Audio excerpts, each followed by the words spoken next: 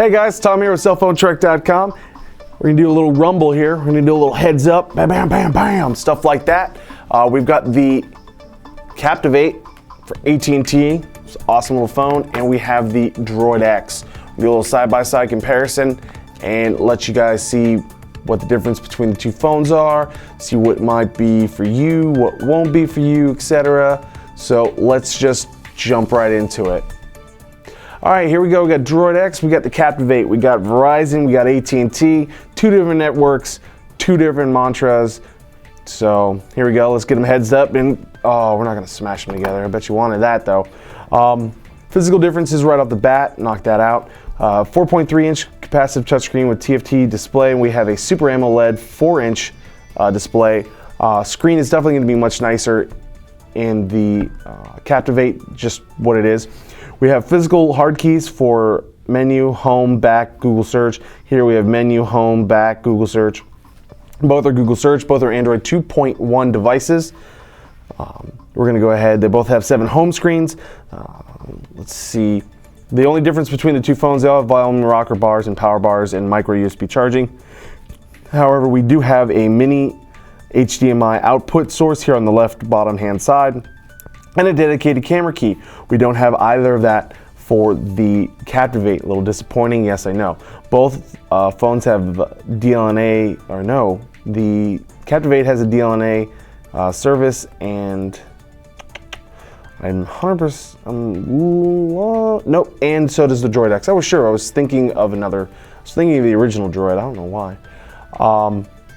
We do have a 3G mobile hotspot capability for hosting up to 5 devices. The Captivate, from all my research, does not come, well, stock at least.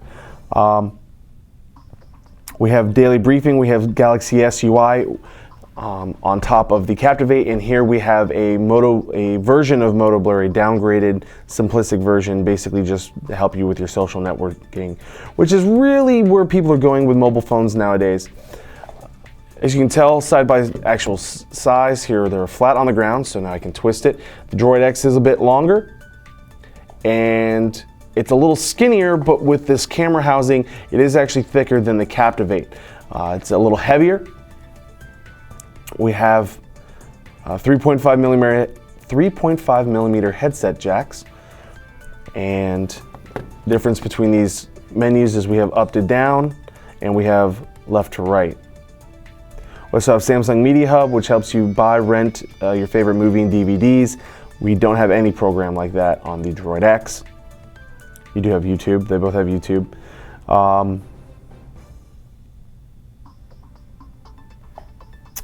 We also have a couple of downloaded games from, we both have Android market on here, so you have all the 80,000 apps. Hey, just a little update, I was reading an article the other day. EA is mostly been building games for iPhone. They've actually gone ahead, seen the rise in Android-based devices. Android-based smartphones now control 17% of the smartphone market. In the last 3 months, that's a 5% increase. In the last 5 months, or in the last 3 months, 5% of the market has changed. Apple lost, RIM lost, Windows Mobile lost, but Android went up 5%. So almost 1 out of 5 people using a smartphone right now are using an Android powered device, and that has increased from 12%, almost so 12 out of 100 in the last 3 months. So, given another 3 months by Christmas, we're looking at maybe a 25% ratio. So Android-based devices are the best. They are great, they're customizable, they're amazing. They both are running 2.1, so who gets 2.2 first? Nobody knows. Maybe the Motorola Droid. I'd have to say, there are already rumors that Captivate's gonna get it here in the next month or so, but it'll be interesting to tell. We have cameras. We have a 5 megapixel, zero flash, but it's autofocus, and it has 720p recording capability.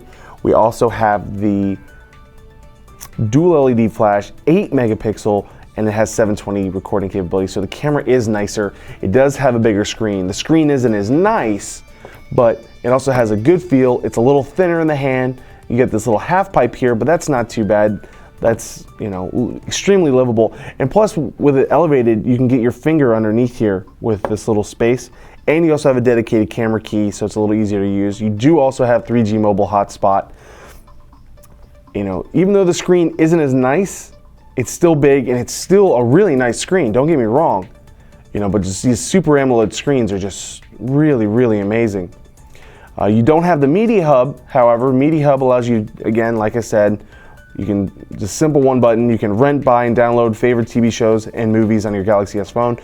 Media Hub will actually, I personally enjoyed Chuck.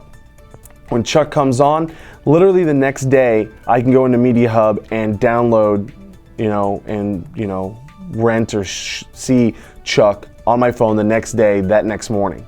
So especially if I'm out of town for a conference and I don't want to wait till I get home to watch my DVR, if I know my friends are going to be talking about it later that day, I can go ahead and get it on here, bam, done, downloaded, it's great. Don't have anything natively on the Droid X, but I'm sure if Samsung's smart, they'll put Media Hub in the Android market. We have Skype Mobile. We have Skype Mobile on the Droid X, and we do not have that, again, natively on the Captivate. Now, a lot of the benefits to these two phones is the fact that they are Android. They're very similar. They're both running 1 gigahertz processors, and what you're going to see is they're extremely customizable. I mean, you can download apps. You have swipe technology. You can download swipe keyboards off the Android market. So the phones physically are a little different. So it's what's really up to you. If you don't want to flash, if you're not on Verizon, if you're on AT&T, you don't want to switch, et cetera, et cetera. If you have to have 8 megapixel, that's up to you. If you have to have dual flash, that's up to you, all these choices. But I mean, the softwares are so flexible based around this Android system. It's really just, not really an issue. It's like, oh, I have to have 3G mobile hotspot. That a lot has to do with your carrier, but it's like, oh, I need this app, I need this program, I have to have it. Before, when, 3-4 years ago, we didn't have that. You had it only with, Apple, but now you have it with, RIM's BlackBerry market opening up. You have the OV market with Nokia. You have this Android market as well. You're not going to have a lot of these problems. So definitely, phone choices are coming down to what carrier do you want to be on and comfortability of the actual phone, because 1 gigahertz processor and 0.3 inch difference in a screen is not too much. And so it comes down to, weight, look, characteristics, things like that. And with the plethora of accessories out there, color's not even an option anymore, because you can go ahead and wrap a skin around it or something and change it into whatever color you want. So it's definitely something to consider.